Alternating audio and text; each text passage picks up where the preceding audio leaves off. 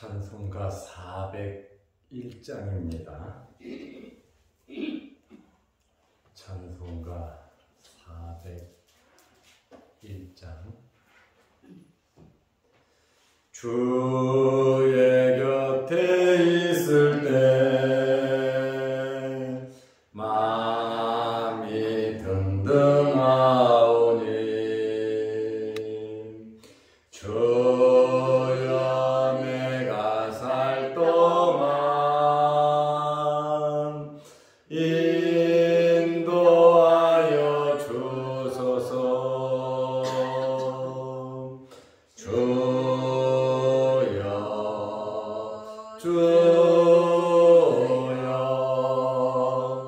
나를 인도하소서.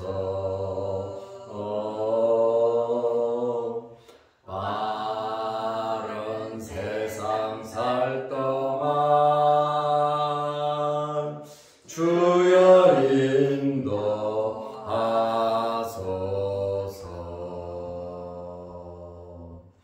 피난처인 예수여, 세상 물결 험할 때 크신 은혜 베푸사 나를 숨겨 주소서. 주여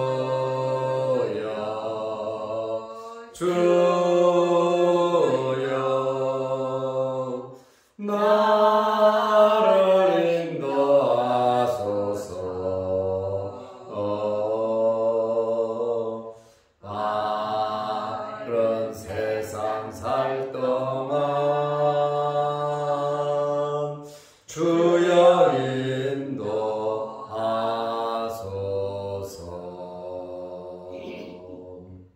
세상 풍파진 않음 영화로운 나라와 눈물 없는 곳으로 들어가게 하소서. 주여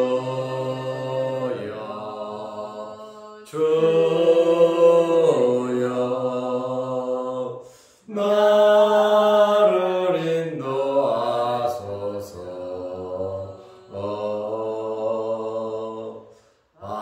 바른 세상 살 동안 주여 인도하소서.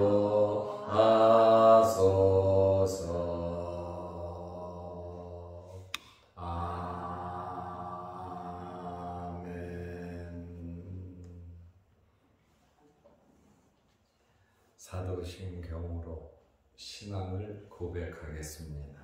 전능하사 천지를 만드신 하나님 아버지를 내가 믿사오며 그 외아들 우리 주 예수 그리스도를 믿사오니 이는 성령으로 잉태하사 동정녀 마리아에게 나시고 본디오 빌라도에게 고난을 받으사 십자가에 못 박혀 죽으시고 장사한 지 사흘 만에 죽은 자 가운데서 다시 살아나시며 하늘에 오르사 전능하신 하나님 우편에 앉아 계시다가 저희로서 산자와 죽은 자를 심판하러 오시리라. 성령을 믿사오며 거룩한 공회와 성도가 서로 교통하는 것과 죄를 사하여 주시는 것과 몸이 다시 사는 것과 영원히 사는 것을 믿사옵나이다. 아멘. 하나님의 말씀 마가복음 11장 25절입니다. 서서 기도할 때에 아무에게나 혐의가 있거든 용서하라. 그리하여야 하늘에 계신 너희 아버지께서도 너희 허물을 사하여 주시리라 하시니라. 아멘. 며칠 동안 뿌리째 마른 무화과 나무 앞에서 예수님께서 4가지의 교훈을 하셨다고 말씀을 드렸습니다. 예수님께서 뿌리째 마른 무화과 나무에 대해서 깜짝 놀란 베드로와 제자들에게 그 표징을 앞에 놓고 예수님께서 4가지를 교훈하셨는데, 첫째는 하나님을 믿으라는 것이고, 둘째로 말한 것을 믿으면 산이 들려서 바다에 던져지라 하려도 그대로 된다. 믿음에 대한 강조를 하셨습니다. 세 번째로는 무엇이든지 기도하고 구한 것은 받은 줄로 믿으라. 기도에 대한 말씀을 하셨습니다. 그리고 4번째 오늘 본문 말씀은 용서에 대한 말씀을 하셨습니다. 우리가 순종하기 어려운 것이 용서에 대한 말씀인데, 예수님께서는 4번째로 용서에 대해서 제자들을 가르치시고 계십니다. 마가복음 11장 25절에 보면 서서 기도할 때의 기도의 방법이죠. 기도는 앉아서 할 수도 있고, 서서 할 수도 있고, 손을 들고 기도할 수도 있고, 무릎을 꿇고 기도할 수도 있고, 엎드려서 기도할 수도 있고, 누워서도 기도할 수 있습니다. 기도는 자기의 형편에 맞게 하는 것이 기도입니다. 꼭 이렇게 해야 더 잘 응답이 된다라고 하는 규정은 없습니다. 서서 기도한다라고 하는 것은 일상적인 특별한 것이 아니라 유대인들은 서서 기도를 많이 했습니다. 우리 한국 교회는 의자가 없을 때는 무릎을 꿇고 기도를 많이 했어요. 그런데 의자가 들어온 이유는 앉아서 기도를 많이 합니다. 기도하는 것이 중요하지, 물론 자세도 중요하겠지만 기도하는 마음, 그것이 마음의 자세가 굉장히 중요하다는 겁니다. 오늘 용서에 대한 말씀을 하시면서 25절에 서서 기도할 때에 아무에게나 혐의가 있거든 그랬어요. 혐의라고 하는 것. 혐의라고 하는 것은 범죄를 저지른 사실이 있으리라는 의심을 말합니다.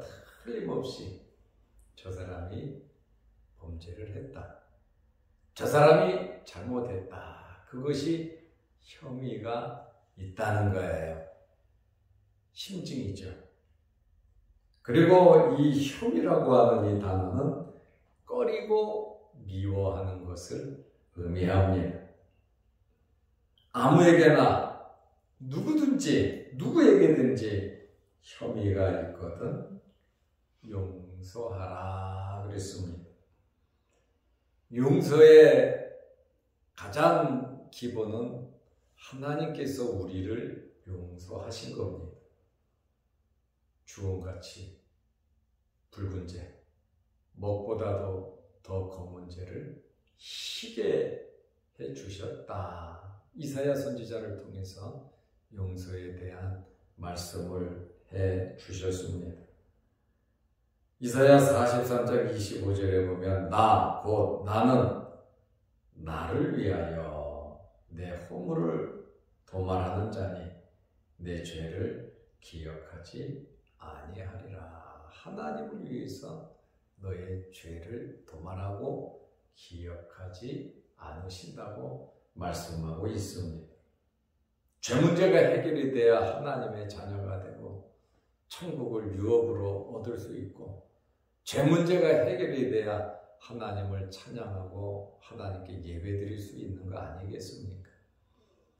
그러다 보니 하나님께서 먼저 우리를 용서하셨는데, 예수님께서도 기도할 때에 혐의가 있으면 용서하라고 말씀을 하고 있습니다. 그리하여야 하나님과의 바른 관계를 말씀하고 있습니다.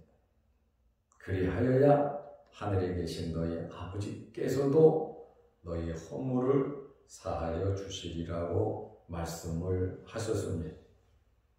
기도할 때에 불화한 사람, 미워하는 사람, 원수까지라도 화해하라고 하는 그러한 메시지를 우리에게 보여주고 있습니다.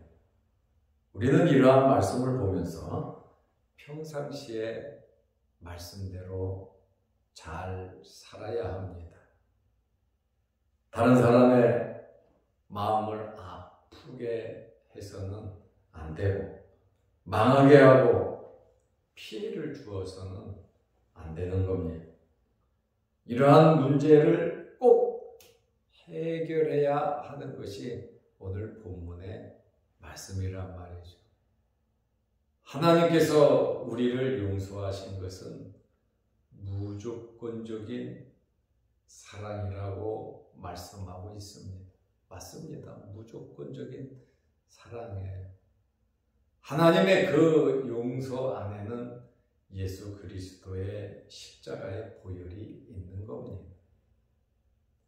그리고 믿음으로 우리가 죄 사함을 받습니다. 죄 사함은 믿음이 오면 죄를 고백하게 되어 있습니다. 그래서 죄를 진 사람은 자기의 잘못을 인정해야 하는 겁니다. 그렇지 않다면 예수님의 죽음도 헛된 죽음이 될 수도 있다는 거예요. 죄사함을 받으라. 그리하면 성령을 선물로 받으리라. 어찌할꼬 하니까 예수 믿고 구원받으라 그러잖아요. 이 죄사함은 이러한 예수 그리스도의 십자가의 보혈이 있을 때 가능한 거예요. 우리가 볼 때는 무조건적이고 하나님의 크신 사랑이죠. 물론 하나님께서 예수 그리스도를 보내신 분이고 우리의 죄를 예수님에게 다 짊어지우시고 십자가에 돌아가셨어요. 그리고 부활하셨어요. 이러한 하나님의 사랑을 우리는 받았지요. 그러므로 회개라고 하는 이러한 과정이 꼭 있어야 된다라고 하는 사실을 우리는 알아야 합니다. 그래서 능력 있고 응답받는 기도로 24절에 보면 믿음을 강조하셨는데, 이제 네 번째로 용서도 강조하고 계시는 것입니다. 아무에게나 혐의가 있거든 용서하라고 말씀하고 있습니다. 예수님께서 산상보훈에 보면 마태복음 5장 23절 24절에 보면 예물을 제단 앞에 드리다가 형제에게 원망 들을 만한 일이 생각하거든 예물 드리는 자가 잘못한 거예요. 아, 내가 이거 실수했네, 내가 잘못했네. 원망 들을 만한 일이 생각나거든 예물을 드리지 말고, 하나님께 드리지 말고 우선 해야 할 것이 제단에 두고 먼저 가서 화목하고 용서를 빌고 용서를 받고 예물을 드리라고 하는 그러한 말씀입니다. 하나님과의 관계 중요합니다. 사람들과의 관계에도 중요한 것입니다. 하나님하고만 관계가 좋으면 되지 이렇게 우리는 생각을 많이 합니다. 하나님께서만 해주시면 된다고 우리는 생각을 많이 합니다. 그러나 예수님께서는 아무에게나 혐의가 있거든 용서하라. 언제요? 기도할 때에, 기도하기 전에 먼저 생각할 것은 용서하라. 그리하여야 하나님께서 너희의 허물과 죄를 사하시리라 말씀을 하고 계십니다. 주기도문에 보면 마태복음 6장 15절에 자기가 죄 지은 자를 먼저 용서하고 나서 나에게 죄 지은 자를 먼저 용서하고 나서 하나님께 죄를 용서해 달라고 기도하라고 말씀하고 있습니다. 죄 지은 자를 용서한 것 같이 내 죄를 사하여 주옵시고 이렇게 용서에 대한 말씀을 하고 있습니다. 그리고 26절 말씀에 보면 마가복음 11장 26절을 보면 없음 이렇게 기록이 되어 있습니다. 26절은 없다는 거예요. 그런데 다른 사본에 보면 어떤 사본에는 26절이 있는 사본도 발견됐다는 거예요.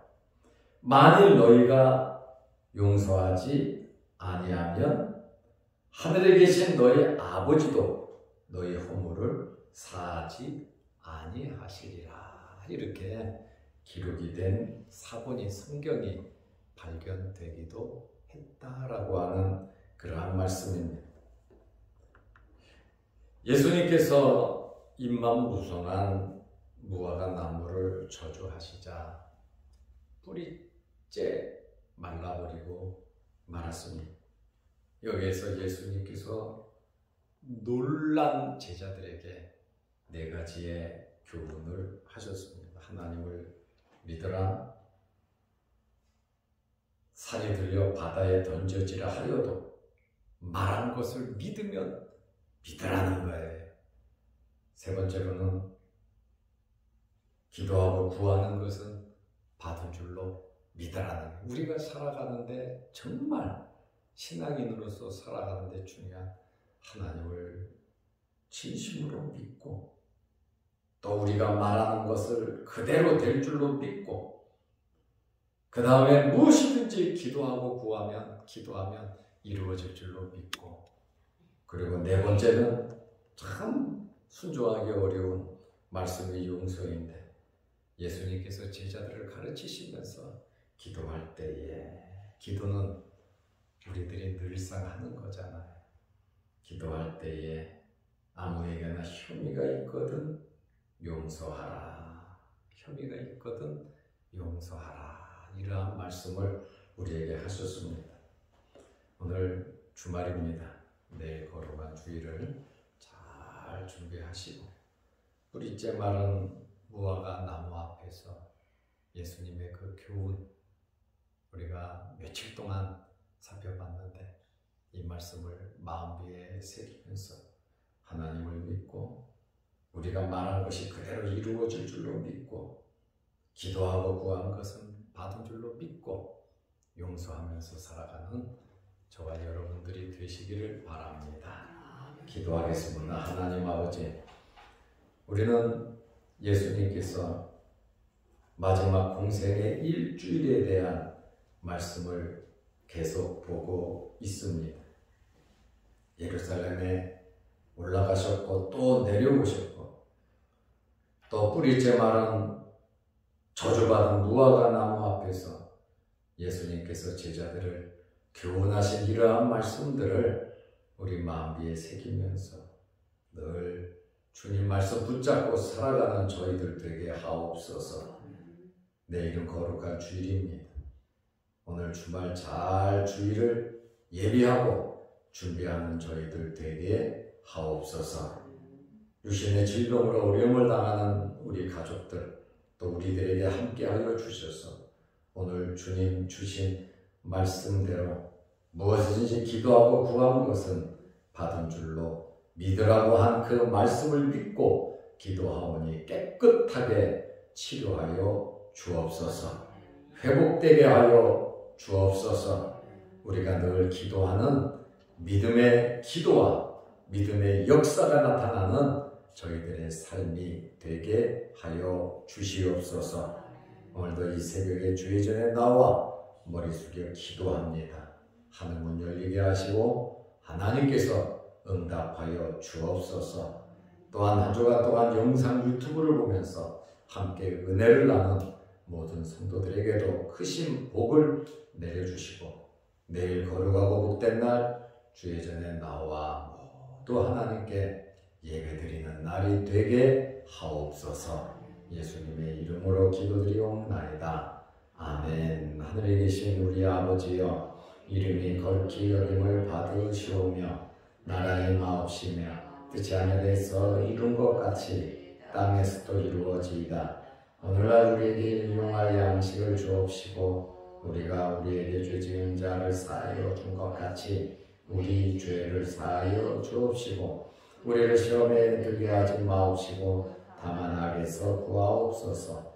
대개의 나라와 권세와 영광이 아버지께 영원히 있사옵나이다. 아멘. 자유롭게 기도하시기 바랍니다.